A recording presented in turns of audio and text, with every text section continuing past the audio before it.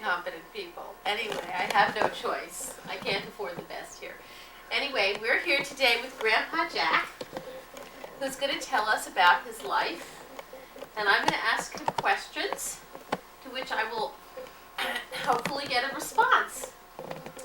I thought, Grandpa, that would be nice to kind of look over the whole span of your life, starting with the very beginning.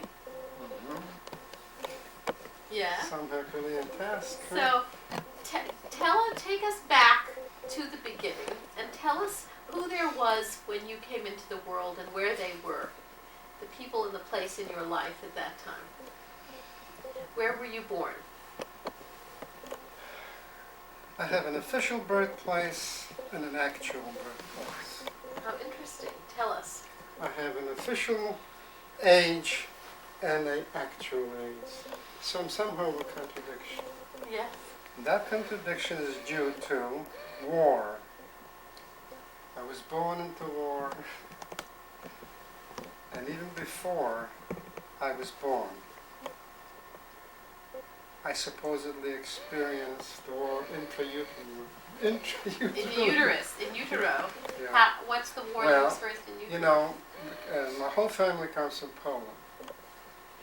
And even though Poland was the country of generations of both of my family, we were always strangers. So, when I was a boy and went to school in Poland, I was always told by the Polish boys to go back where I came from. But I never came from any place but Poland because our ancestors had been in Poland since the 14th century. And this is an interesting point that I'm making because I guess the Jew has always been, well, let's say landless or nationless. I make this point because that's sort of fits over my life. My parents were married in 1911, both from working class families. My father's family were tailors. My mother's family, rather strange, were builders of roads. My grandfather built roads all over Poland. He was a construction worker? He was there, he supervised construction. Poland has a lot of stone from glacial times, so all the roads were built, what do they call them? Old time, the street, not Cobbles. big round stone. Cobbles. Cobblestones. Yeah, cobbles. When my parents were married in 1911, and after a couple of years, my father emigrated to the United States. Even before his first child was born, my older brother, Edward, who's 4.5 years older than I am, and he worked as a tailor in New York.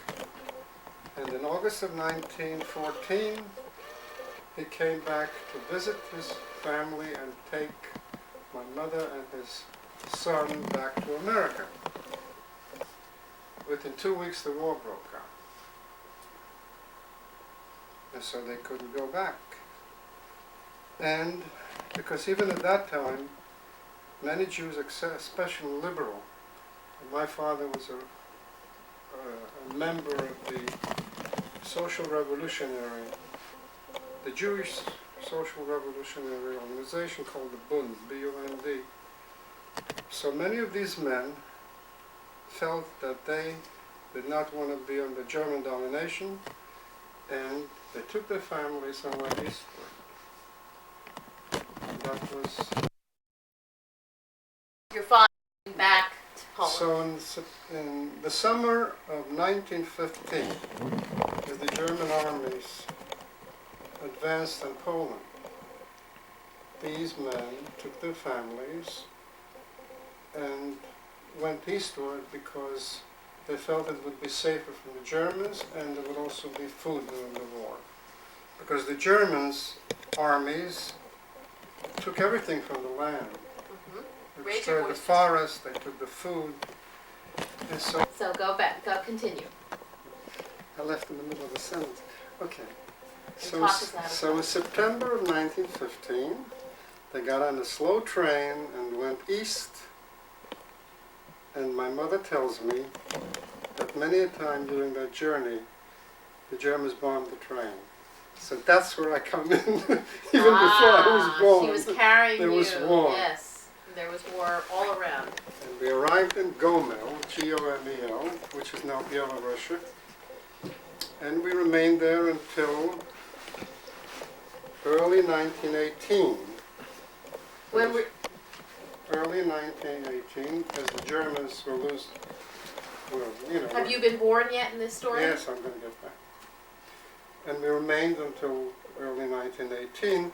I was born on September 17th, according to my mother. But that's not my official birthday, which I'll tell you about later. My first memories, and it's very strange, I must have been a child who was still crawling around on the floor, and I can visualize that room. There was a single room, and there was a tree in the yard. And the second memory I have was of May 1917, May 1st, 1917, when my father carried me on the shoulders in the first labor demonstration and celebration of the revolution. And then I still don't remember, but on the way back from Russia, I remember at stops you would see prisoner camps, and I could see the cages where the men were there. Why were you coming back from Russia? The war was almost over. The war was over. Germans, you got back to Poland. And Poland was declared an independent country on the basis of President Wilson, 10 points. So we arrived in... And how old were you then? It must have been 3 years ago, 1915, about 2.5, 3 years old. And my father moved into an apartment with his older sister and established a workshop. And he made women's clothes, coats and dresses and so forth. And in 1920, the Polish armies invaded the Soviet Union. And they were very successful until the French sent in troops, and they were stopped in Warsaw, and then the armies moved back. And I remember, from then on I remember it. We were kids playing in our yard and in the hall, and the men closed up the doors, but you could see those soldiers who wore no shoes. And my father and some of his friends, believing in the Soviet Union, joined the armies and left us. And so many families were without men. So my mother was left with my brother and myself. There were very trying times. And one of the things that my mother had to do when we arrived in a small town called Biała Podlaska was to take out a birth certificate for me. And she was told not to put down I was born in Russia, because the Poles hated anything from Russia, they hated. So my mother went to the magistrate and gave them the date of September 24th, 1916, and that's the way I am officially a year younger.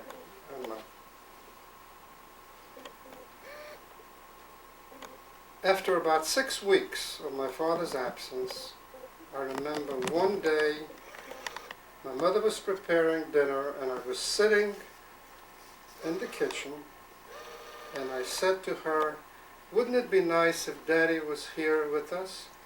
And the door opened, and a man, thin, very thin, bearded, opened the door and walked in. And that was my father. We had to hide them for weeks because if the Poles had found them, they would have shot him as a supporter of the Russians.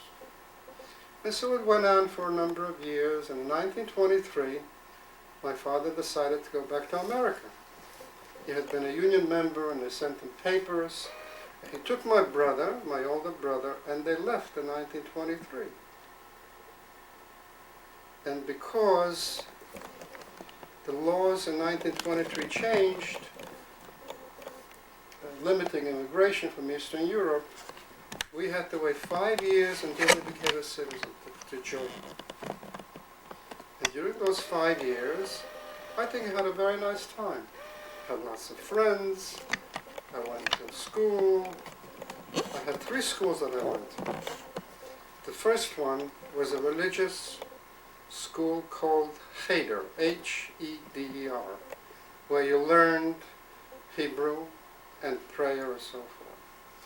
There would be a little room with a table in the rabbi's house with about 10 young boys sitting around, and you started off by reading the alphabet, Aleph, Beis, and so forth. And if you didn't behave, you got punished. I was in that school for about 2 years, and then I went to a Yiddish school to learn Jewish culture. And when I was 6, I went to Polish school. And in Polish school, we were strangers, because our language at home was Yiddish at the Yiddish school. And my mother was a very, very loyal, what they call Yiddishist. That means a Jewish-oriented person. And she liked nobody to speak Polish. So it was a little bit of a disadvantage to start in a school with a different language. But Were there others with you? most of them were Jewish. Most of them didn't speak Because Polish. the towns in Europe during that period or before were generally Jewish, and most of the Polish people lived outside the towns. They were peasants, and they would come in on Sunday and have markets and then get drunk and find ways to attack the Jews. So we constantly lived under this kind of a pogrom culture. But in our town, and one of my grandfathers, my mother's father, was a real tough guy. So he would lead a gang of Jewish men and they would protect the community. And he was a very interesting man. And we named David after him and not my father. Ah, after your mother's father, Yeah, David. because, but the compromise, and then my father, we called David Avram. Your Avram father. was my father. I'm digressing because I That's simply all right. wanted to add That's this. right. That's interesting. So, So you when were I- not alone in being. Oh no, child we who had did a not Jewish speak. community. The whole Jewish Yeah. community went to Polish That's school. right. At the age Why of- did the Poles run the schools? And This was it's a centralized Uh-huh. school system. You had to go to school at a certain age. But they also, one of the problems was that you had to go on a Sabbath. So most of the Jewish kids wouldn't come to school on Sabbath. And when you got into school in the morning, there was a Polish prayer. And all the Polish kids would kneel down, and the Jewish kids would not kneel. They would refuse to do it. So we had trouble from the teachers, we had trouble from our colleagues, but we didn't give in because if a kid called us a dirty Jew, we would fight him back. So there were fights all the time in school. excuse me, just a second. Are you still filming, David? Yep. What are you aiming at with the camera? So continue about school in Poland and life in Poland, Jack. I will. Now, you can now. Oh, is it ready? Yeah. Since Liza is here, I'll tell her a little bit about childhood at that period, and it's certainly nothing like your own. First of all, there wasn't much food for people after the war or during the war, so that mealtime would look like something like this. In the morning, we would have what they call chicory. Now, that was an artificial substitute for coffee. Mm-hmm. And sometimes some cereal. And then Mom would give you a roll with an apple or a pear to take to school for lunch. And at night, there was a soup, sometimes with meat or not with meat. Friday nights was special, a chicken, and so forth. And sometimes we ate at my grandparents' and sometimes at home. The other thing is we had no radio, we had no television, and we had no Boring. and we had no toys. No toys at all? We had no toys at all because nobody was rich enough to buy a toy. So we made our own toys. Well, we played cowboys and, well, it wasn't that way, but robbers, cops and robbers. Well, we had a lot of fun. But we never had anything that was, like children had generally. So you would make your guns from a piece of wood, and nobody could buy skates for the winter time because the winters were very severe, a lot of snow and ice. And my parents were always worried about their children go skating because there might be an accident. So that was forbidden. And I remember one time that I went to school and there was a poor boy who made his food by making wooden skates. But he didn't make two, he only made one. You take a piece of wood, put a wire underneath, put strings on it, and so he sold it for your lunch. And my father found out one day because I brought the skate home and I hid it. You know what he did when he found it? He threw it into the fire and punished me. In the summertime, there were no swimming pools, so we started to go to the river. It was a small river, and you could go bathing, and my mother wouldn't let me go to the river because she was afraid I might Jews don't drown. swim. So one day, Liza, I went to the water pump because there was no plumbing at home. You had to go to a water pump about 2 blocks away and carry pails of water home. And she would use it for cooking and for drinking and for Were there outhouses for bathrooms? all our houses. And one day I was going to teach her a lesson and that she must let me go swimming because I felt very badly. My friends went. And I took her big, there was a big wooden, some kind of utility where she would wash. I don't know what you call it, but a big one. And I took it outside of the shed where we kept the coal and the wood, and I filled it with water. I kept bringing water. When she came down, she says, "What are you doing?" I said, "You don't let me go swimming, I'll take a bath." That finished it. She let me go. From then on, I could go swimming in the river. My first toy I got when I was about It was a rubber ducky. 7 years old. My father would go to Warsaw to buy material for the manufacturing of clothes, and one day he brought me a gun. Oh, it was such a beautiful gun. And I was so happy with it. Was it real? No, it was a wooden gun with a... Do a lot at home to help your mother? Did you have a lot of chores, a lot of things to do to keep the house running? Is it out? No, we had... No? Mothers didn't ask children to do chores, They expected you to come home in time, and we always listened to Mom. She never punished us. My father was different. He would really punish my older brother. He was born before my father came home, so when he came home he was about 3. My older brother just didn't meet the standards. He really tried. He sent him to a gymnasium school, and he wouldn't learn. He got a piano so he would learn piano, and he wasn't interested.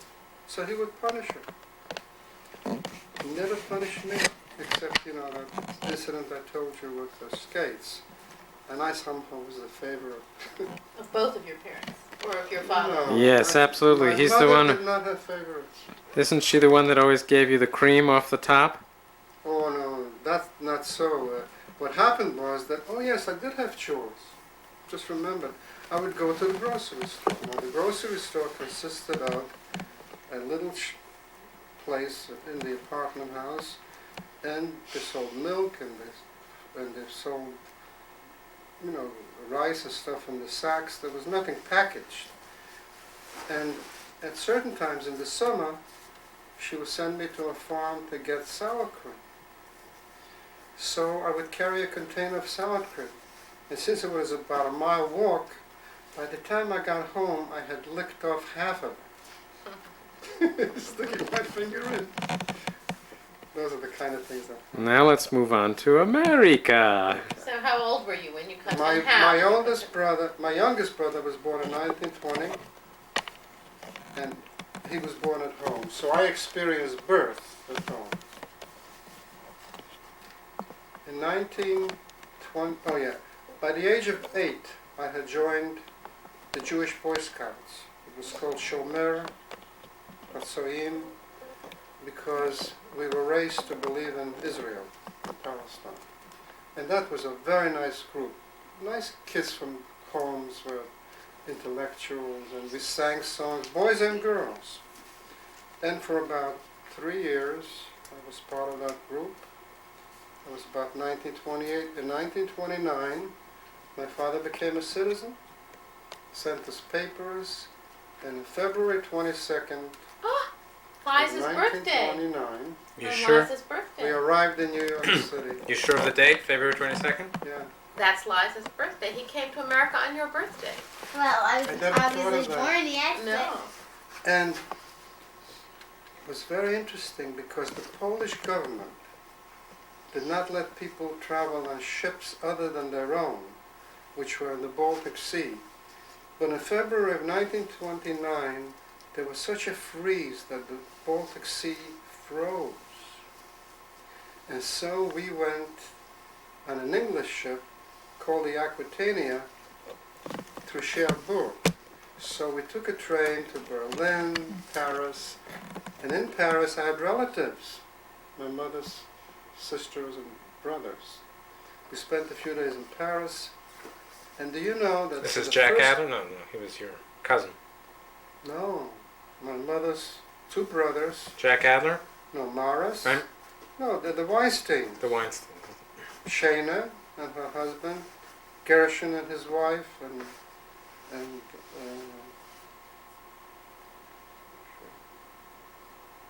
and Morris. They were living in Paris. Because of the 9 children that my grandmother had, my mother's mother, there were 3 boys and 6 girls. One boy died when he was 13, and the two boys survived, and only 2 were left in Poland. And they were destroyed by the Nazis in 1939. I forgot to tell you about the most significant people in my life, besides my mother in Europe, was my mother's grandfather and grandmother. I spent more time there than at home. Uh-huh. My grandfather, when he didn't work in the summer in building streets or roads, baked bread. And so I would come into my grandmother's house, and she had this hot black bread and butter. And then she would put me on her knees and sing Yiddish songs. It was wonderful. And my grandfather, I mean, every Jew was somehow religious and went to synagogue, but he was sort of a lay kind of a person. So after we got through with synagogue on Saturday, he would send me to the store to buy him a bottle of whiskey. And he was a lot of fun. His name was David. Did you leave those grandparents? Did they stayed in Poland They when stayed. you? My So did you grandfather never see them died again? about 1937, and my grandmother died just before Hitler came to Poland. One family that continued in the town Biala were musicians. Wonderful family. My uncle was a trumpeter and played the piano in the movie. So I always went to the movies for nothing because he took me in. And what do you think he did? He taught me the violin. My mother, it was cheaper for my mother to... In those days, there was live entertainment before the movie. No, it was silent movies, which was accompanied by either an orchestra or the pianist, and he was the only one playing the accompaniment to the movie. And what did your dad do at that point? My father? Who? Your Your father. father, what did he do for work? Was he a tailor in this country? When he came to the United States, he got a job at Bendo. He was one of the finest craftsmen for making the very, very expensive clothes. Now, when Of we were Henry Bendel? Henry Bendo. And well, I thought he was kind of a dandy. Oh, he was a dandy in terms of being beautifully dressed all the time. Did he fool around? I mean, Let's get to the good stuff. No, he didn't fool around. All those years in America? I don't think so. I don't think he did. But he was dressed very nicely, and he had jewelry and all this kind of stuff. When we came to the United States... You were how old? Pardon? How old were you? Remind us, how many? 13. 13? Yeah, 13 and almost 13 and a half. Did you speak any English? No, Not a word. and he had rented an apartment in near Bronx Park, a very beautiful apartment. And that's when we moved into a very nice place. Is that where Grandma lived? No, it was a few blocks away. Ah.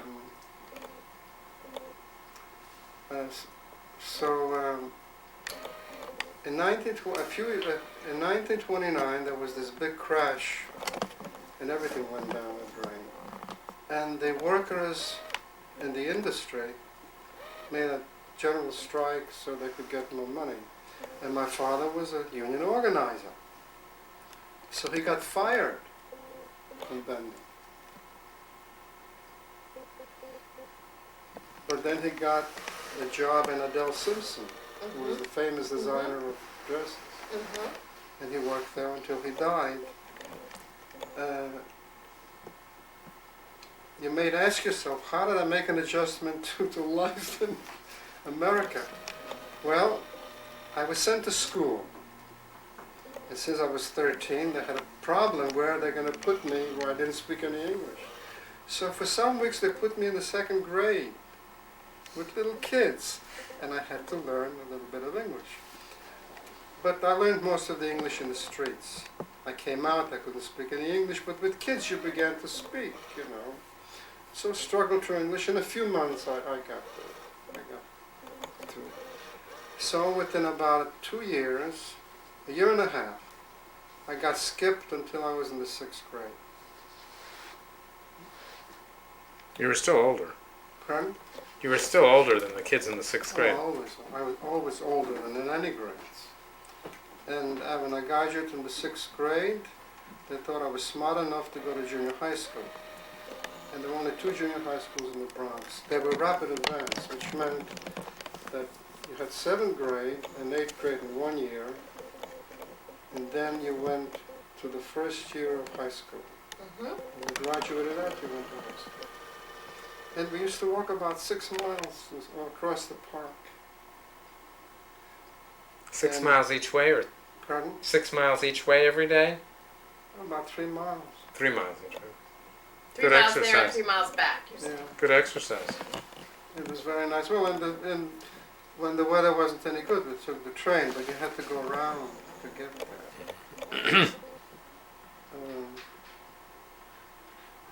It was a very interesting school because the principal was Dr. Angelo Patrie, P-A-T-R-I-E, who wrote a daily column in the newspaper about child development. He was a remarkable man because when you walked into this school, dark halls, every space on the walls was covered with children's paintings. And there was a big orchestra. And there was a very cultural center, and so there were holidays, Italian holidays, and so we played for everybody. And because I was very good in the music too, he's the one who gave me the book Pinocchio in America, because he wrote it. And that's the way the stories of Pinocchio started for David. I'm jumping around because there it are all connections. that there are connections. Did you go to synagogue in America? Did you attend synagogue? Did you have a bar mitzvah Well, I had bar mitzvah in Europe. in Europe? But the bar mitzvahs in Europe were very, very simple. You were called to the... My father wasn't around. You were called to the Torah, you made the prayer, and the women passed out candy to the children, and that was all. Party. Girls didn't have bar mitzvahs, didn't they? So you went to this school. Yeah.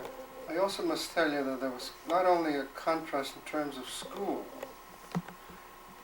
but in contrast to our life, because when we were in Europe with my mother alone, our house was sort of a cultural gathering.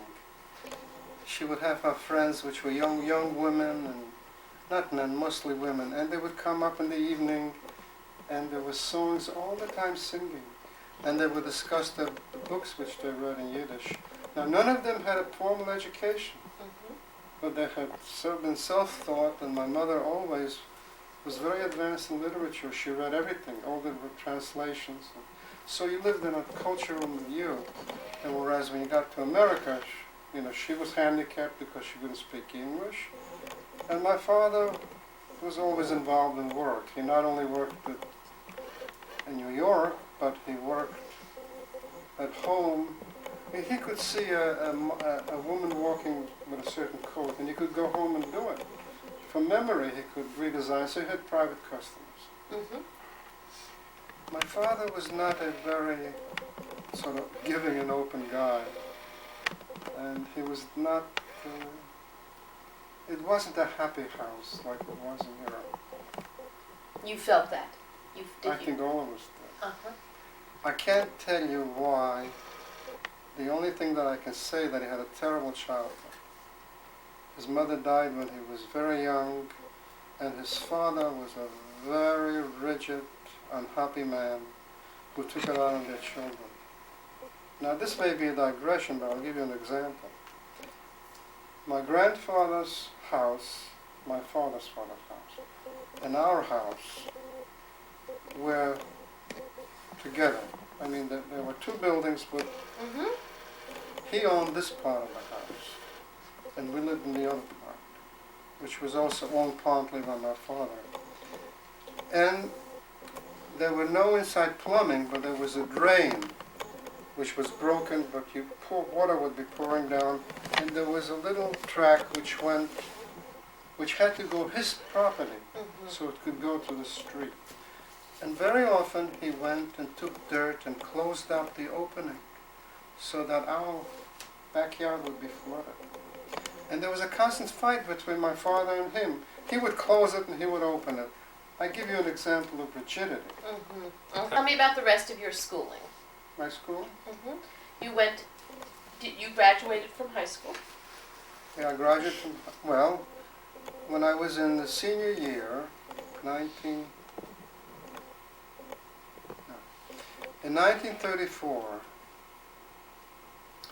my father became ill with a very serious illness. David, it was called pemphigus. You may have heard of it, no? A blood disease, and there was no cure for it. And within about 3 months, he died. It was a terrible situation for us. He was in Presbyterian Hospital on 68th Street, and I remember we would go to visit him, and there was no cure, and my mother was heartbroken. So, he died in February of 1934. Now, you can just imagine what it meant to her. They were married in 1911. 1911 to 1914, he was away. Then they were together during the war. In 1923, he left. We joined together in 1929, and he died in 1934. It meant a tremendous adjustment. We had to move out of a big apartment, and we moved into a smaller one. My brother was already an older brother working. He left some insurance, and the very little that was left, my mother managed until we grew up. She did not go to work. No. And she never thought of remarrying. So at the age of, in 1934, I was in the third year of high school. He passed away, and in 1935 I graduated from Evander Childs High School, and because I had good grades, and I wanted more education, my mother said, of course you can go, and I went to City College. And in City College, I graduated in 3.5 years. And I studied hard. That's one thing about me, I worked very hard. And you lived at home with your mother? Yeah, so I traveled through Harlem. And Now, was Irv Shapiro in your class? no, he was younger. But he was there? Yeah, he was a year ahead of me, but I took courses with him, sociology. That's where you met him?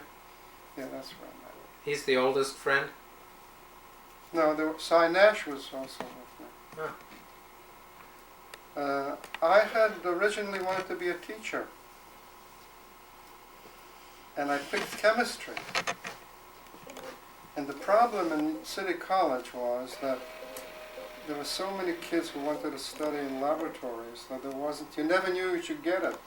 So by the second year, when I had to take advanced chemistry, I couldn't get a class.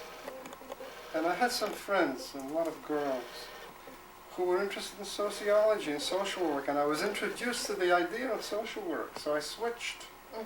I continued getting a science degree. I got a BS, but I majored in sociology and psychology. And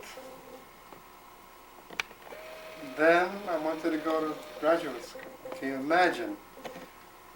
All through college I worked. What In school. There was a government program called NYA. It was for youth. They paid 25 cents an hour.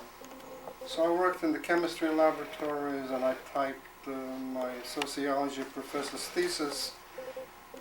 Now, by the end of in the summers I began working when I was junior high school. I worked as for factories, which had been associated with my father's, the Adler Simpson Group. So I worked 5.5 days a week for $5. And by the time I finished college, I had saved about $120. So I had $120 to go to graduate school. And my mother agreed to that too. She never opposed anything that I wanted to do. It was reasonable. And Irving Shapiro, and Herman Stein, who was the provost in Western Reserve, were 3 Jewish boys who were accepted from City College. Went to the New York School of Social Work.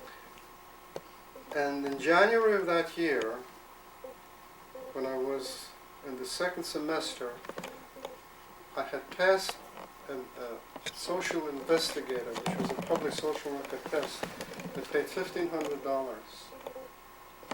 And so I left school and continued at night, and worked for a year and a half, married grandma. Back up a minute. When in this time, when did you meet Grandma? Where Well, were I'll you? get to that. I just met grandma, and at the same time I got a fellowship, the Commonwealth Fellowship to study psychiatric social work with a placement in the Psychiatric Institute. They paid enough to cover my tuition, so that's the way I got into social. Now, when I met, okay, do we have time to start with grandma? Yep. How did you meet Grandma? Okay, where I lived in our house, It was a building, we moved in there in 1933 or something like that. It had been built by the Communist Party. My father was a socialist all the time. But the rent was cheaper, nice rooms, and they had a camp, summer camp, called Nit Gedeiget, which is in Yiddish meant don't worry. So in the summertime people went to camp. And I got a job as a bread boy I worked during the week, but I would go up on the weekends. And one day, after I got through with my work, there was a beautiful sunset on the Hudson River. And I was standing there looking at the sunset when I heard a voice in back of me saying, "What's your name?" And that was me. Talking to strangers still today. So I told her what my name was, and about 15 minutes later I asked her whether she was busy that night, so if we could go dancing or something. And she lied to me. She said no. She'd made a date, and she broke it. And that's where we met. And the day after, every Sunday morning there was a big lecture on the lawn. And since she was sitting next to me, and the war had brought the Germans... Was she a camper? Yes. Mm-hmm. She was there for 2 weeks. Mm-hmm. She was working as a secretary. And then the announcement came that the war had brought the Germans had attacked Poland. So we met really on a very important day. And so, on my part, it was love at first sight, you know. She was the girl. You knew it right away, did you? Well, I felt it anyway. I had girlfriends before. I had other girlfriends, but she displaced them. Mm-hmm. And she wasn't so sure.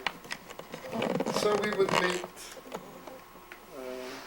on weekends, and I would take her to the movies, and we went to the museums.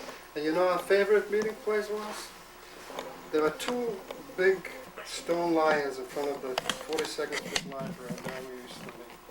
But she lived at the other end of Brooklyn, and I lived at the other end of the Bronx, and it took 2 hours to go by subway. So I wouldn't take her home. She wouldn't let me take her. So we met, and when I started social work school that October, we began sort of not seeing each other enough. She got involved with the collective, and a very attractive young woman went after me. And Go ahead. She succeeded, because Millie wasn't writing back to me, and I got involved with her. And then what happened? Since you didn't wind up with that other woman, we want to know the problem with her was... She wasn't Jewish. Huh? She wasn't Jewish. Well, first of all, she was married. But her husband was working in Washington or something.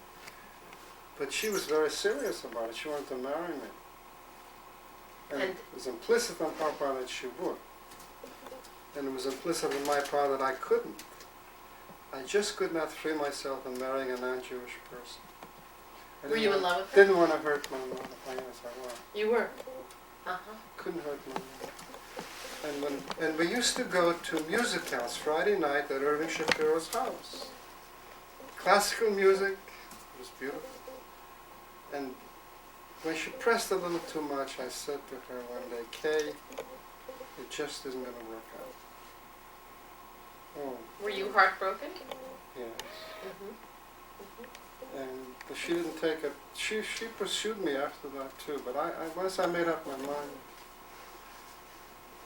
And so I was already working in the Department of Welfare, and one day in March of 1940, I got a postcard from Millie. She was thinking about me, and she finally thought about me. She wanted to see me, and from then on, two loves met. So do you feel as if life, that things worked out in the way you would have wished? I think much better than if I had wished. I got involved with the group collective. I did painting there too. But it was very difficult because Millie would be working all day, and after work, she worked on 42nd Street. She'd take the train back home because it was cheaper to eat supper at home. And then she would travel back to New York. And you know, she was through about 12 o'clock every day. Working at Solitarov's Collective. Right. And then they had lectures and everyone had to make presentations, so Sundays were taken. And so when it came to getting married, that became an issue. Not with me, but with my mother, because in those days there were so few places you could live that you generally lived with a family. So my mother gave us one of our bedrooms. It was a very nice room fixed up. So you got married Got married on October 18th. Of? of 19 what? 1941. Mm-hmm. And the next day, when I was at school and Psychiatric Institute, I went over to my supervisor and I said, could I have a day off? And she said, Jack, but you just started. Why do you want a day off? Well, I want to go on a honeymoon. So we took a day, a weekend, and we went on honeymoon. And where do you think we went? We went to Camp Nitkadaya. Where you met, where you had met. And so you moved in then with your mother. Then we lived there. And Millie worked as a secretary. And you went to school. Yeah. Then, and then when I graduated, then I went to school and. How old were you when you married? 21. How old? I would be 26. You were 26. And Millie was 21.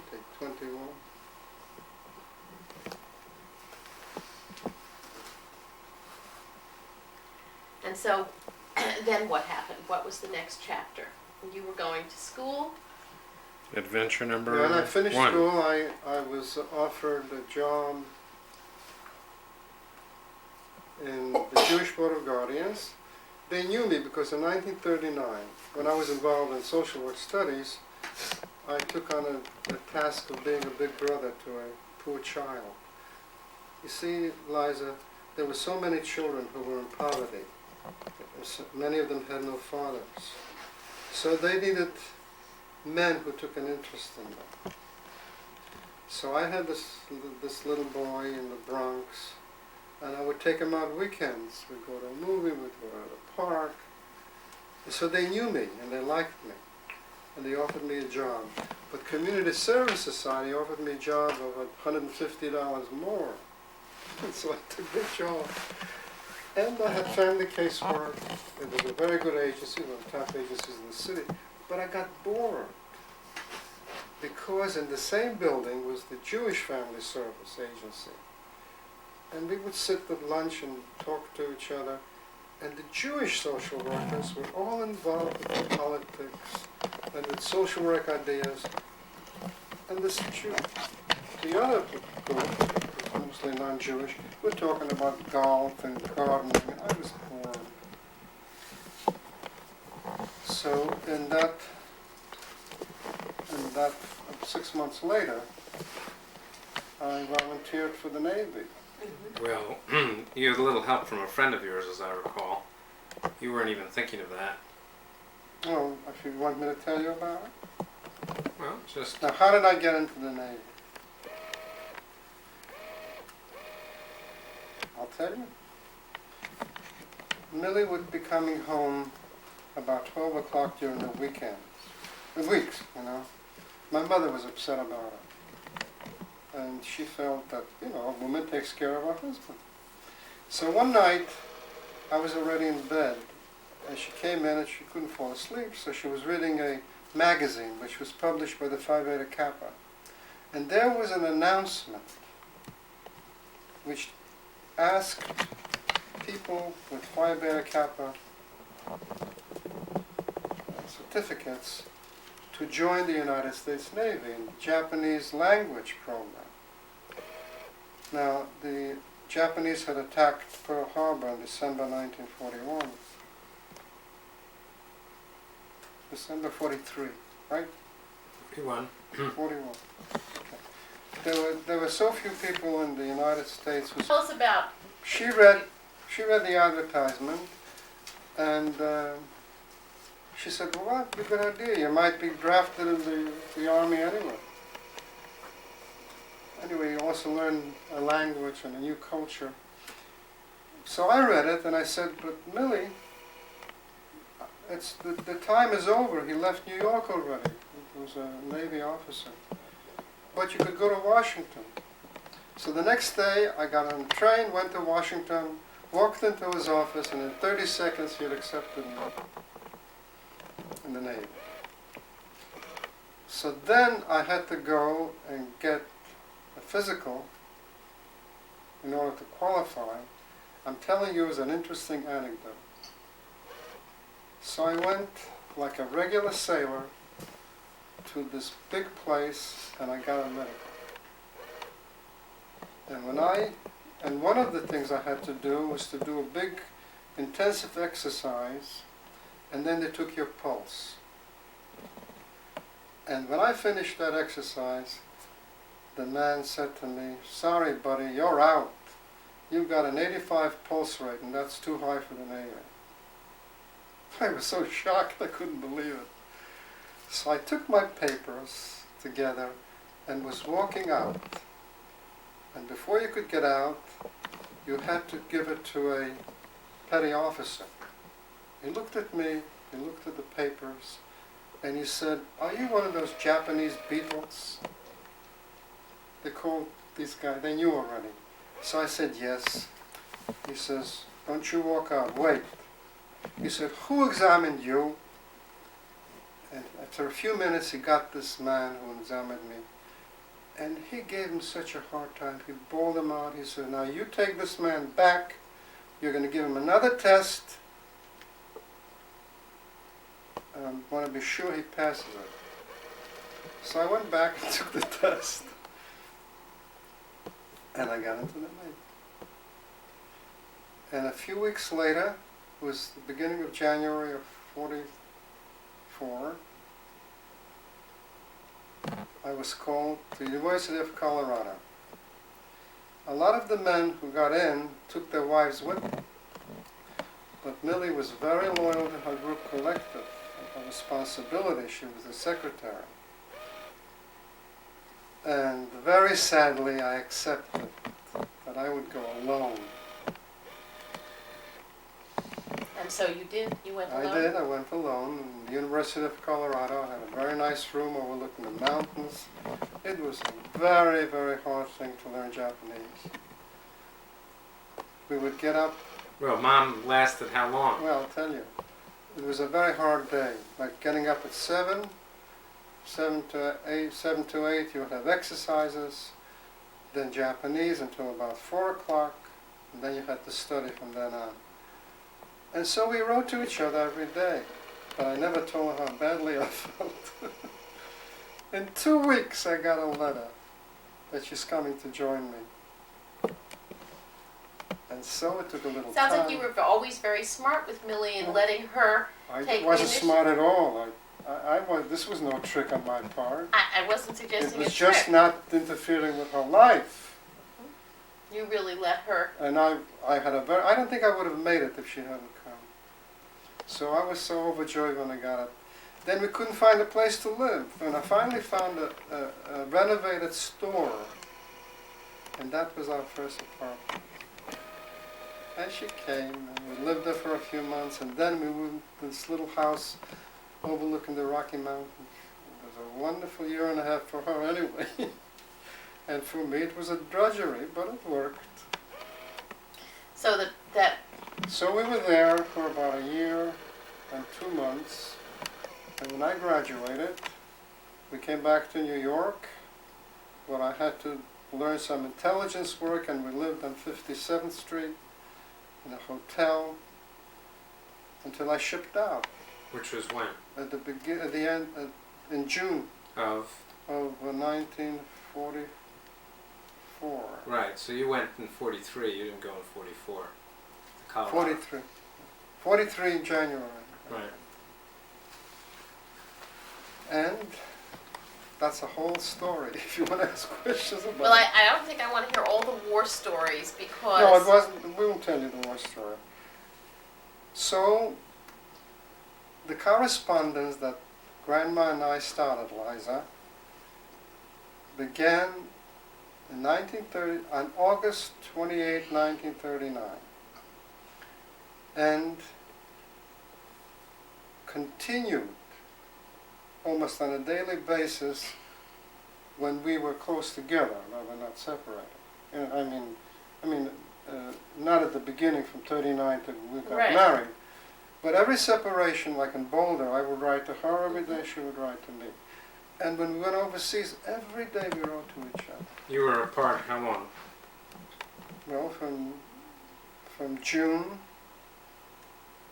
I came back at the end of January of 46. From June. A year and a half.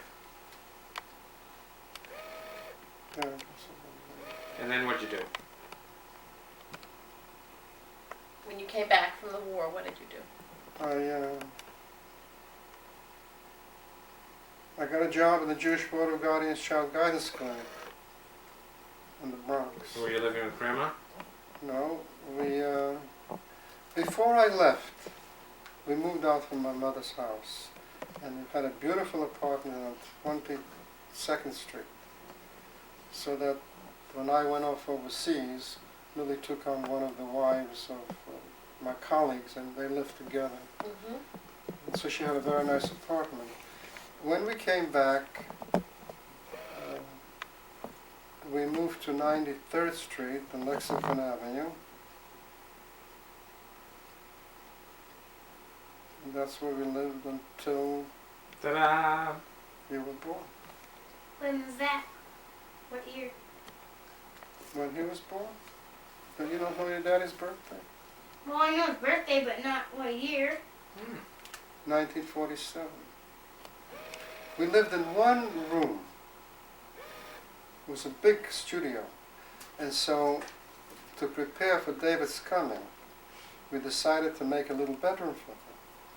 And he had a very unusual little bedroom, because Grandma painted a huge 5-part screen. I built the screen and she painted it. Of views of New York. And so we had this way, and then he was in that little pot. Had his own And little, what was it like for you to have your first son Oh, born? Your first child born? that was a delightful thing. The night before he was born, Liza, I took Grandma out to 86th Street Delicatessen. It's still there, a wonderful place. And she had fried eggs with some kind of a meat. And about 3 o'clock in the morning, she woke up and she said, "I'm not feeling so well." And she had pains. She said, "Maybe I'll have to go to a hospital." I said, "That early in the morning?" I was half asleep. She said, "Yes." So I ran down, and I couldn't get a taxi. So I stopped in the middle of Lexington Avenue until a car came over, and they stopped because I was in the middle of the road. And I said, "Would you please take us to Lenox Gotham Hospital," which was in the 70s, and we did. And so I left her there, and I came home, and about 6 o'clock in the morning, I called, and nothing was happening. And I took our dog, Chile, for a walk along the river. Oh, it was such a beautiful sunrise. And after I got back, I went to the hospital, and when I walked in, they told me I had David. What a moment, huh? So I think when David was about 6 months old, we exchanged apartments and moved to Washington Heights on 61st Street 6-room apartment, and he had a bedroom, we had a bedroom, we had a What dining happened room. with the screen? What'd you do with the screen? It's still home. I'll show it to you. You when still come have to that visit screen? us. Oh, wonderful. Yeah, it's in the We need to basement. see it. Yeah. Ah, good question. She keeps it down in the Good basement. And so you lived in Washington Heights until David was how old? Because then you went to Europe, I know. Washington. Oh, in the meantime, I worked at the Jewish Water Guardians, and it's very interesting that for the first time, I worked with very sick children and families, and I was very anxious, and I had to go into what they called didactic analysis. Mhm. And this was a student of Freud, a Viennese man. And I saw him for about a year and a half. And after 2.5 years at the Jewish Water Guardians, I got a letter from Paris. My friend Firmenstein was running the welfare department, and he asked me to come to be his assistant. And the Shapiros, Judah Shapiro and his wife, who Millie had worked for, pleaded with us to come. And we were in a dilemma. Here we just come, war was over and we're going to leave the families again. But we had a wonderful excuse, which was acceptable to them. Had to get away from your Because analyst. Because he wouldn't talk to you. No. Because we were going to work with the survivors of the fitness period. No, I told Dr. Piner that I had the software. He says, "You're okay. It's all right, you can go." I showed him pictures of David. He would love those pictures. He died before I came back after 4 years. So then we went to Paris. We went to Paris in October 48, and that was supposed to be my beginning task in Europe, because from there I was to be sent to Poland to organize children's homes for the survivors. Because I knew Polish and I knew Yiddish. When we got to Paris, I was told that I couldn't go to Poland because the Iron Curtain came down and American reporters were jailed as spy. They didn't want to send me in because my certificate was born in Poland. They were afraid they'd never let me out. So we lived in Paris, and after this few months we moved to the suburb of Clermont with David. We had a garden in a sunny place. It's a whole story about details. And Millie painted, and she had a big exhibit in Bernheim.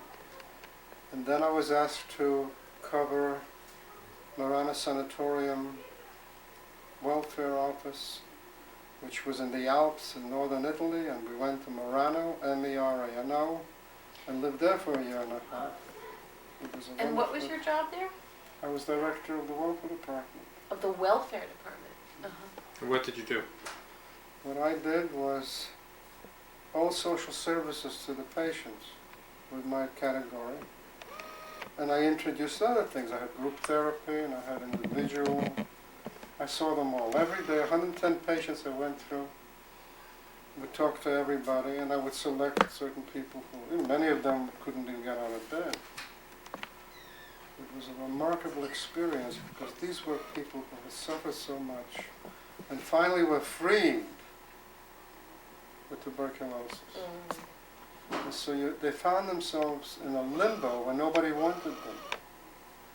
And one of our jobs was to try to rehabilitate them to the point where they would be acceptable. And there's only one country that would take them, and that was Sweden.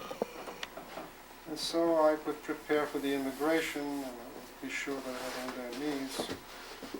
But, Was tuberculosis curable then? no. The penicillin had just come in, and they gave them that. But, there wasn't a week that passed without a death. I'd be talking to somebody at 10 in the morning, and at 1 o'clock they were dead. How did you bear up under the sadness of the kinds of jobs you had? No problem. It was a very trying job because what you felt, what you found yourself was that you had people from so many cultures. There were Jewish Italians, there were Tripolitanian Jews, there were Moroccan Jews. They spoke French, and the Tripolitanians spoke Italian. You had Polish people. And so you often find yourself trying to speak 8 languages. But you spoke 8 languages. Well, I managed. You spoke. I mean, you managed. It was a fascinating place and some wonderful medical people. I had one serious problem in the sanatorium. I was, I think, a little bit rigid about my own morality and ethics, and didn't realize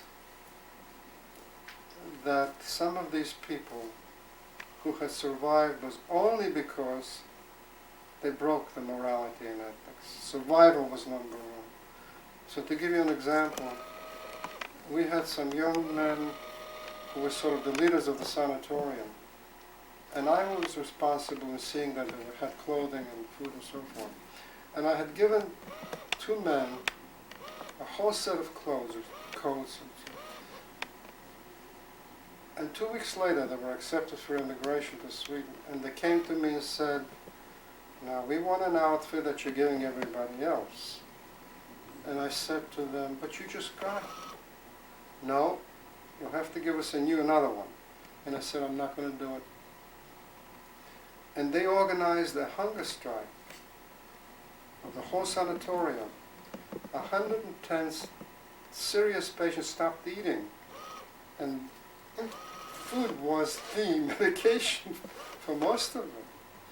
I had a strike for about a week. My medical director was away in Rome on his conference. And I wouldn't compromise with them. And we talked on the phone, and we held out. And he came back, he was able to give in a bit.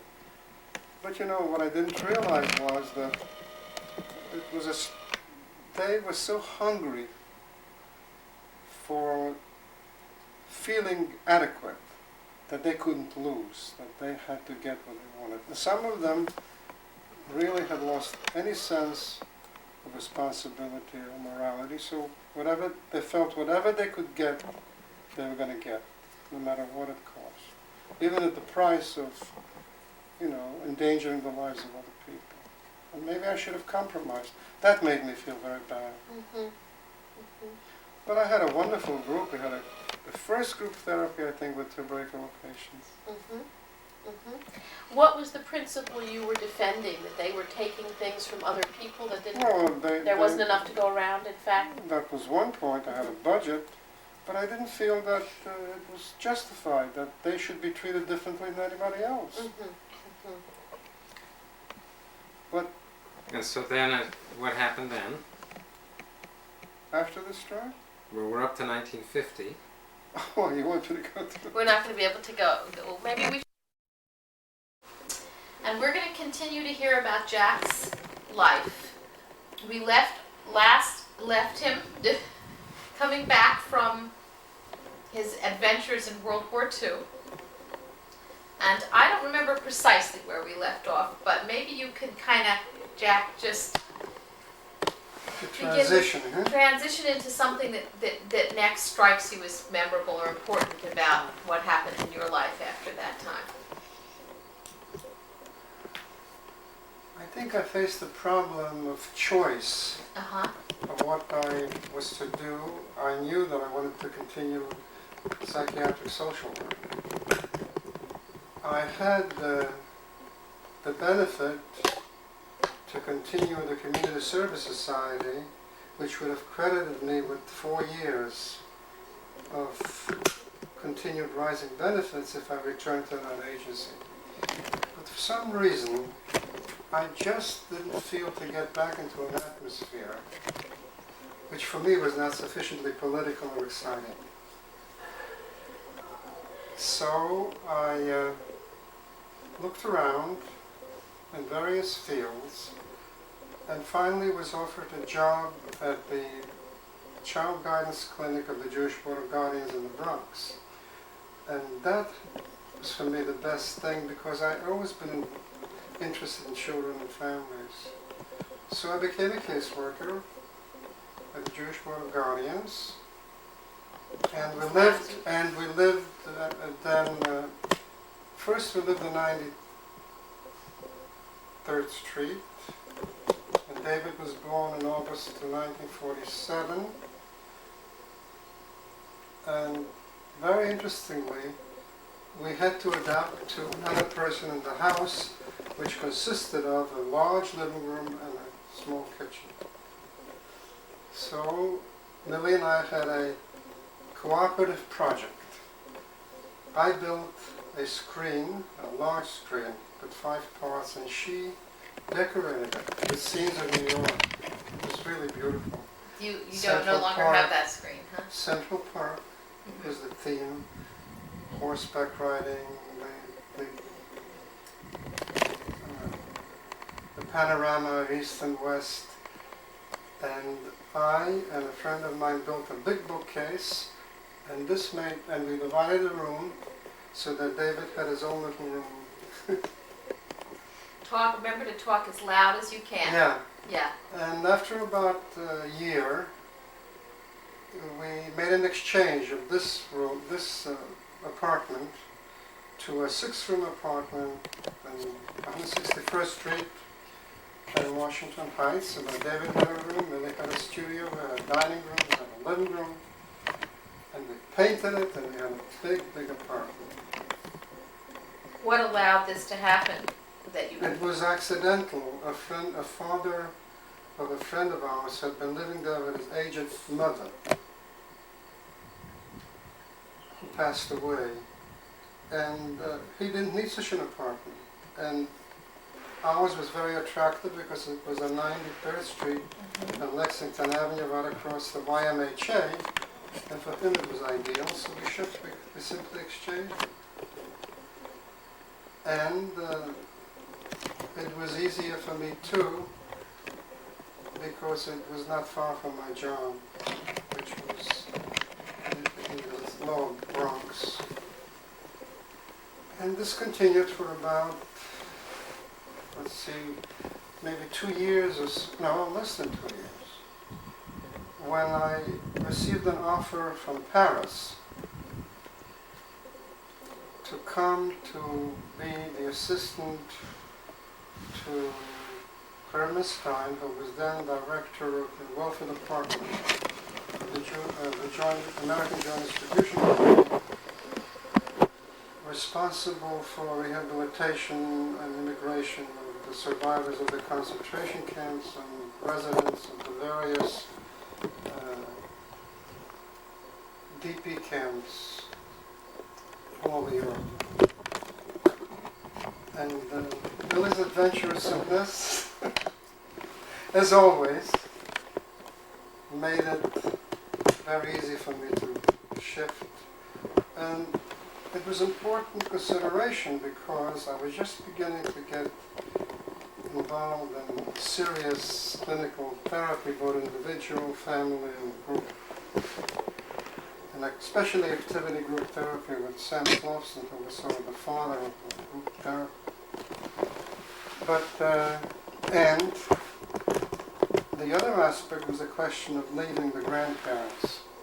But we had a wonderful excuse for them, which they could not counteract because I was going to be saving the remnant of the Jewish people for them. So everything was set. And when we got to Paris in October of 1948, Jack, talk louder. Push your voice up. when we got to Paris in 1948, I was scheduled to continue to Poland, where I would organize children's homes for the surviving orphans of Jewish families that had been destroyed by the Nazis in concentration camps or lost in the Russian areas where they were saved when they left Poland and moved to the Soviet Union. I never got there because the Iron Curtain came down. The Soviet Union was very suspicious of Americans.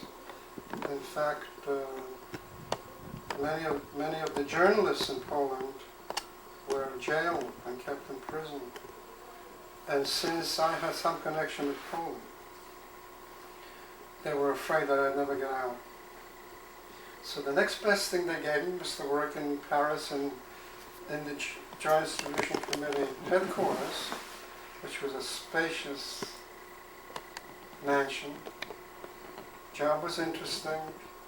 We got an apartment in Rue Saint-Dominique, the very posh area of Paris. We paid a fantastic sum. A big apartment on the first floor, which was dark and cold, but furnished with Chinese furniture, beautiful rugs. And poor little David was cold, and we would dry coal in the fireplace, and we only had light 3 times a week, and there was little food to get and so forth. Finally, we left it for very interesting reasons, and I won't go into it. Millie would be able to give you that story much more in detail. And she found a house in a suburb, Clamart, outside of Paris, which was wonderful. It had a big garden, an old house, many rooms. We had a maid. David had his room. Millie had her studios. And my commute was very easy. And we spent a very interesting period of a year and a half in Paris, which culminated with a very big exhibition of Millie's work and shown at the Bernheim Galleries, which was one of the great galleries in Paris.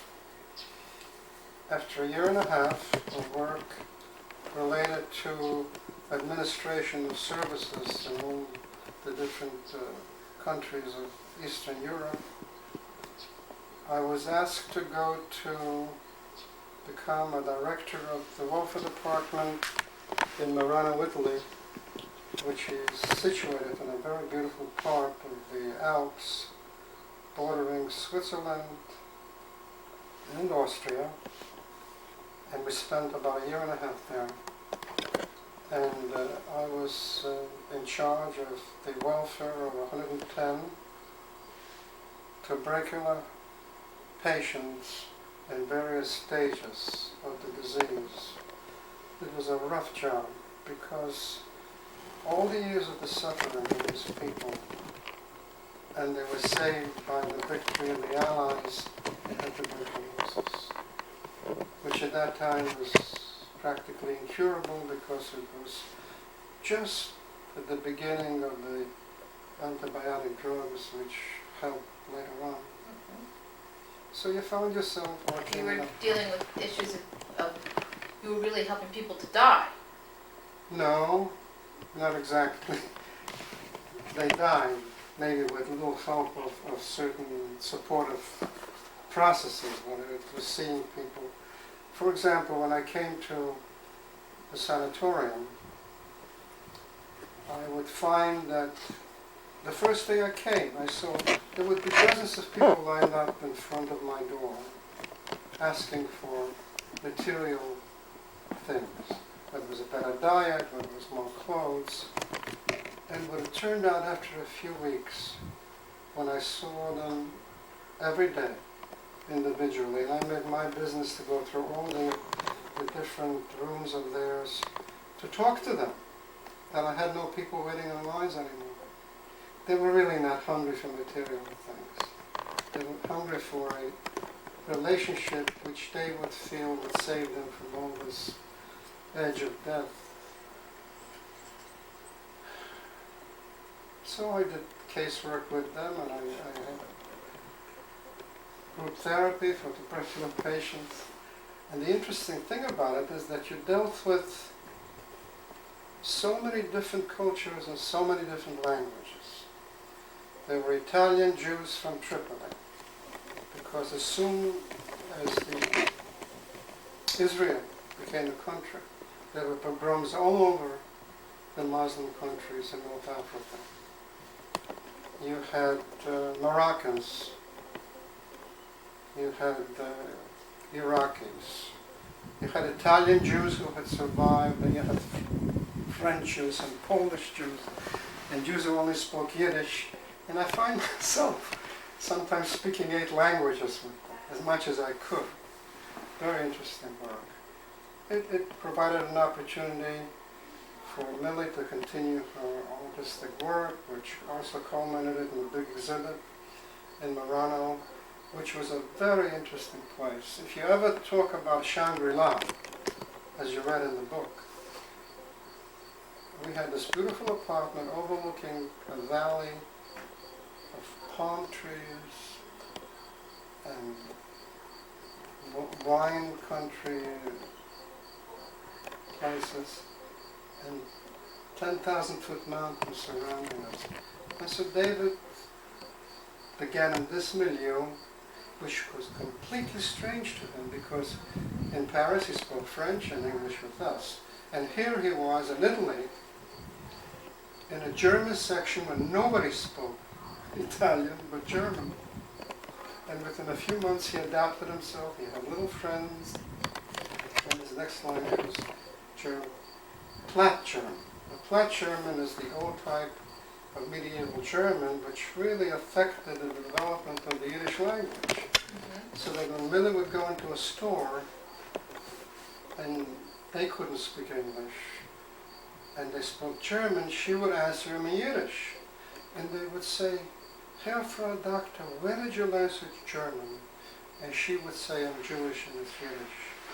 And that would put a sort of a shock to them because they were still very oriented to Nazism. Up in the mountains above us, they were sheltering the Nazi officers, and they were singing horse whistle and all that kind of business.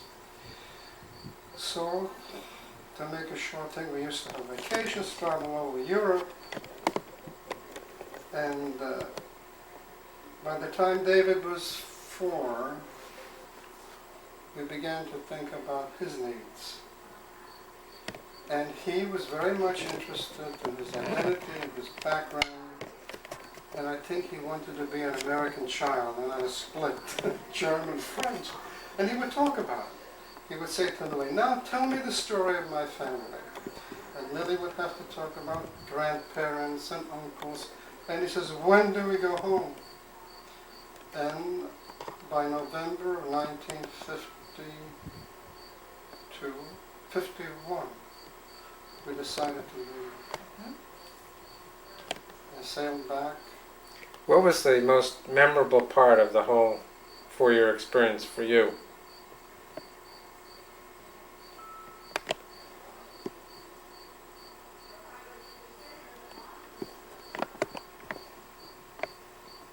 Two things.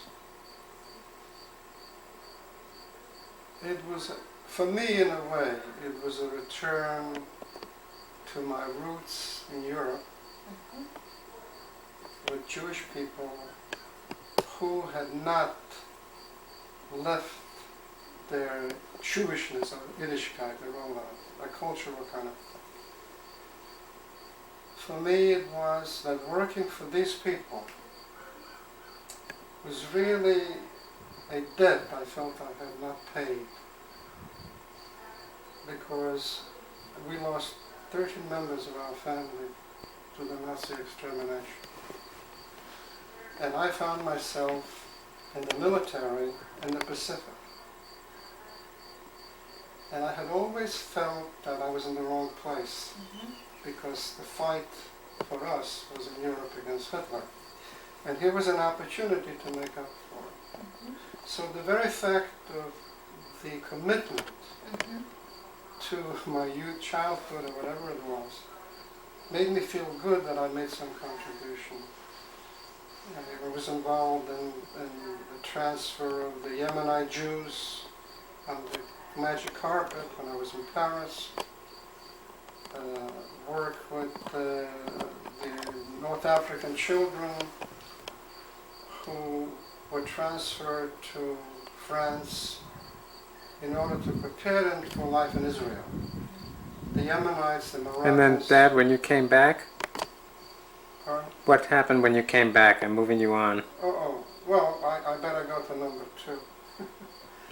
The other is an opportunity I felt of broadening both mine, David's, and Millie's vision of some different kind of country. And the material aspect was very good, and Millie had help and she could paint. So it was a very good experience personally and professionally. Interestingly enough, in terms of professional, that when I got back in December of 1951 and looked around in relation to my former job at the clinic, I was told by my former supervisor, you know, Jack, you missed a lot of clinical development. And so you really weren't involved in the kind of social work we do. And isn't it strange? I've been working with all these very, very disturbed and sick people in individual and group practice, and the Jewish Board of Guardians didn't feel I was meeting up to standards of psychoanalytic psychotherapy. So they offered me a job at the Horton Cedar Mill School, which was an institution for emotionally disturbed and delinquent children, primarily adolescents. They were located about 30 miles from our home. And we were living in the 161st Street apartment, which was then a different kind of neighborhood than it is today. It was primarily Jewish, and no drugs, delinquency. It was comfortable. The only problem we faced was David's education. Mm-hmm. It was already the beginning of change of a lot of Hispanics and black people moving into the neighborhood. And David, the sweet little boy, was very picked on by the other kids. They wouldn't let him on a bus, they wouldn't let him do this. The schools were crowded. And I had suggested that maybe we could move to Horton. And Millie felt that maybe it wasn't the right place for a child. And it so happened that one weekend, when I was on duty there, she came along. And she was there, this beautiful place physically. And there were children were walking with their guardians and there were parents visiting.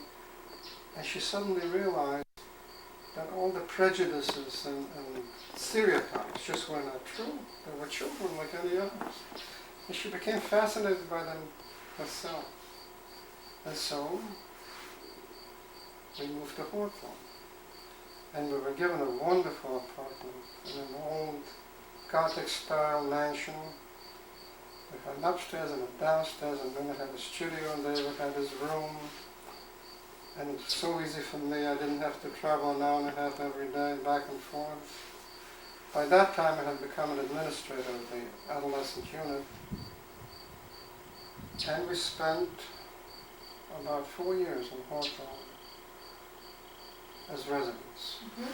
Now, Dad, 2 things. One, you had been in psychoanalysis, hadn't you? All right, I can mention that.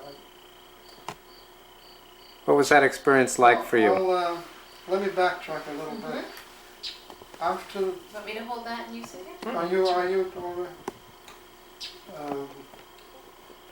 A very interesting thing happened after the war, and again when I began working in the child guidance clinic. Somehow working with these very disturbed children and families evoked a lot of anxieties in them. And really it affected me physically. And when I finally told Millie about it, we both agreed that maybe I needed someone to talk to. And so the outer excuse was wonderful, because should have a didactic analysis. And by the way, at the same time, I continued my studies at the William Allison White Institute of Psychoanalysis. I took all the courses there for a certificate. I had taken it before we went to Europe too. Instead, I selected to a therapist who had actually was involved with Freud and his student group. A very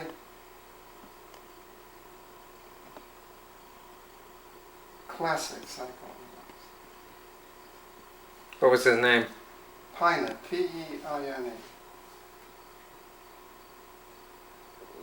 Peine? P-E-I-N-E.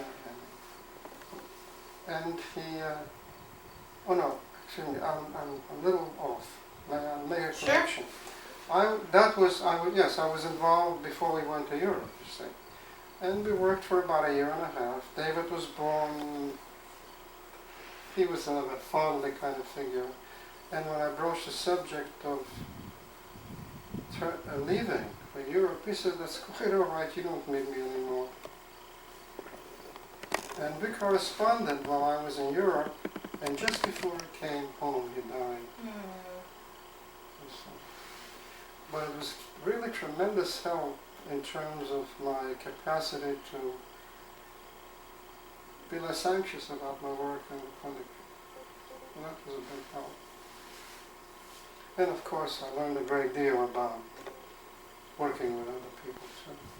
So that was the issue about, this business of quote psychoanalytic training. Did you come to understand what, in fact, it made you most anxious about these children and their families? What it stirred up in you? I don't think sufficiently. But I think the very fact of association and discussion, dreams and so forth, eliminated all those feelings. And then what was the impact, Dad? What was the impact of having a child die? Now, this occurred while we were in Hawthorne. Right.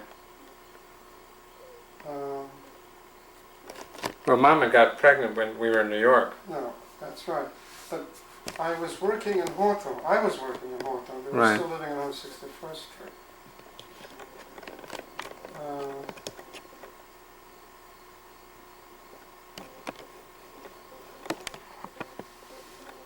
Really had some problems in conceiving. And finally she conceived. And a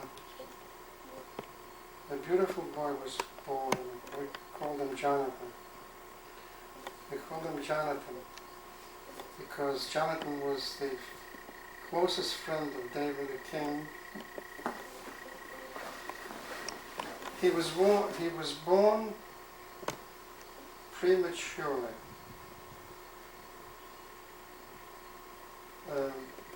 The water in the placenta broke, and so I think that Jonathan was born maybe about the fifth month. Fifth month? Something like that. Later, you think? He had hyaline membrane disease. So let's say it was About 7th maybe or 8th 7th month. month.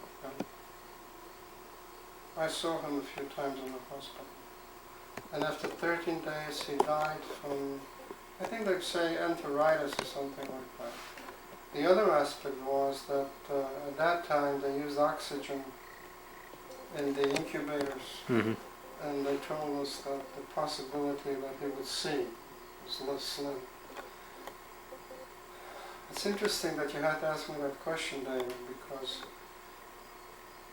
I didn't even think of mentioning it. It was so painful. And he died one night. We had a call from our friends, doctors, alarmed, who told us what happened. And it was a terrible shock.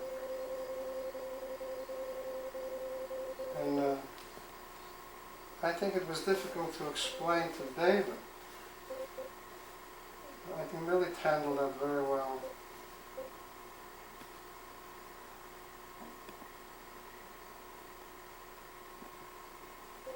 I'm trying to think the connection. Because Millie's father died. That was a little later. That was He died later. when Sharon was, when Mom was pregnant with We Sharon. already lived in Hawthorne. Oh yeah, this is the way it was. And when his grandfather died, David had a rationale for not grieving too much. Mm-hmm. He said, well, Grandpa's not going to be with Janet. Well, this was a real trauma for both of us. And I'm sure David too, as a child. Life in Hawthorne was comfortable physically, certainly. It was a beauty of the place and so on. Gotta speak up. After 4 years, we felt that David was becoming too involved in the pathology of the children. Mm-hmm. He was a very sensitive child, and he was loved by the girls who lived across the street from us, and the children all loved that kid. He's a very charming, good-looking boy. But he so often got involved because I was the administrator of the senior boys unit. We always had emergencies, fights, hurting each other, fires, and I would be called constantly. And David would become anxious whenever he called and says, Dad, well, what happened and to whom? And you had to explain it. And we sort of felt that maybe this wasn't good for him. So we found a house in Briarcliff Manor. And at that time, Millie was pregnant with Sharon. She was the director of art and was doing a remarkable job with these 200 kids and the whole teaching staff. So the place became alive with the excitement of art, which had been non-existent practically. But she decided that with Sharon's birth she would give up the job. So we moved and we bought a house in September of 1955.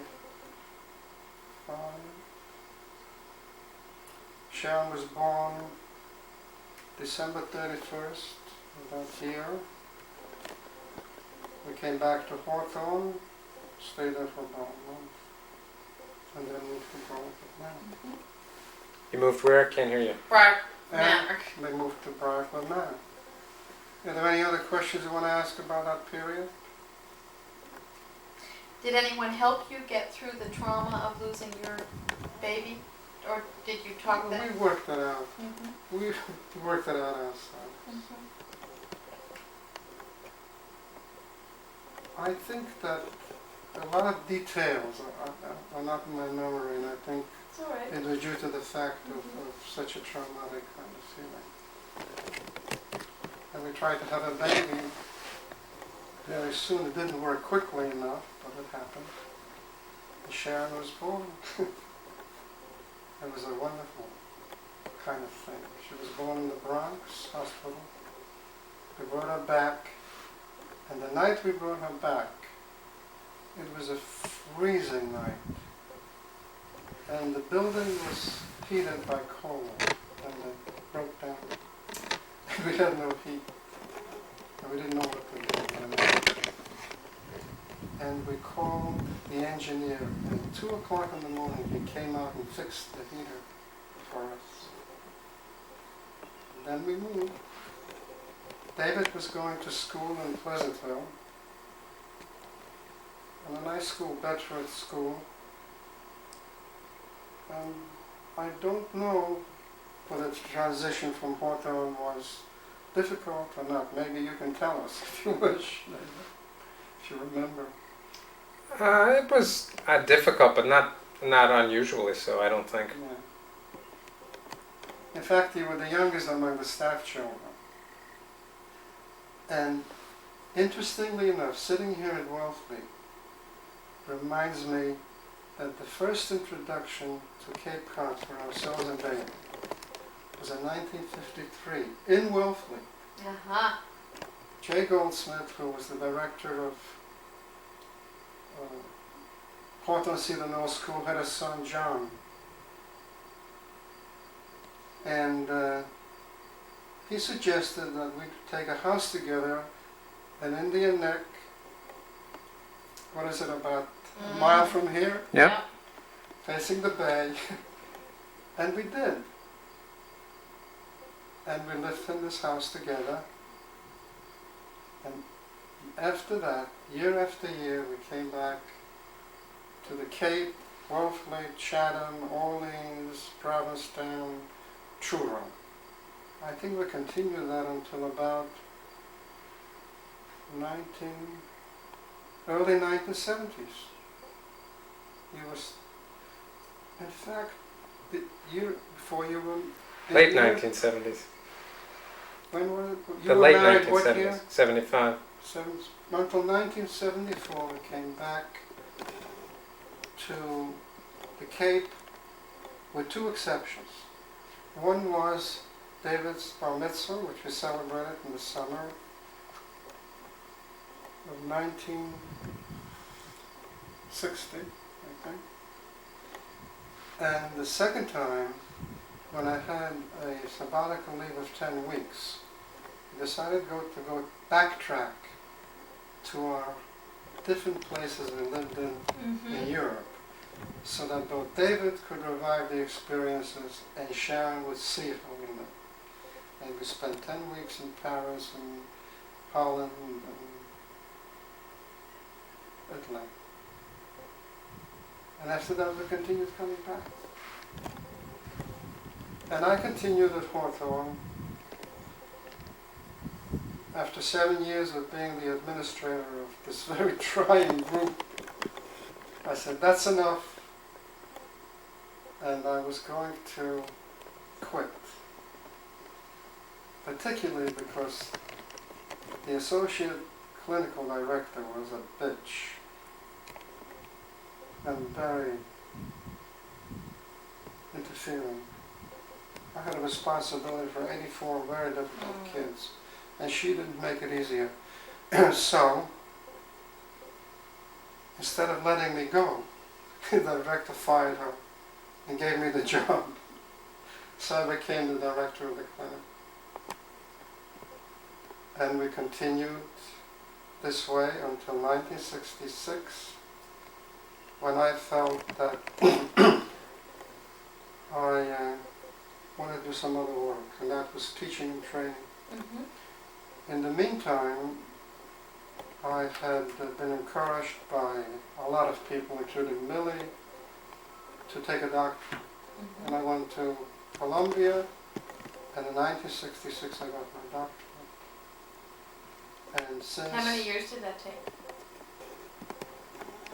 About 5.5, 6 years, working full time.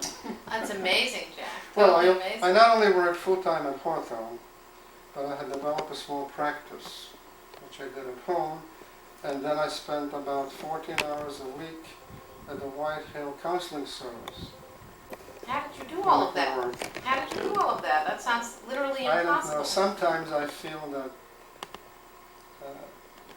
discounting my effort and all this work, I think the children lost something. I don't know, David, if it's true, but I was so busy. I would go to, You sound like you must have take been all busy these every courses. minute. I had to take 75 credits, and I would do homework at night, and especially when I did my doctoral thesis, there were no computers. I had to do every statistical kind of thing by hand. I'd come home and sit down and do these goddamn correlations. I was doing a thesis on transference among delinquent children. My hypothesis was they would repeat the behavior, or try to repeat the behavior, that they had at home and in the community toward these adults. And it came out significantly, so it was an interesting kind of thing. what would you say were the important things about those years from 1951 to 1964? You mean in Clinton, in the work or otherwise? Both. Well, I think for the first time, beginning with movement to move to Briarcliff, we had a community and a sense of community. If you think of David's childhood, he was born when we lived on 93rd Street.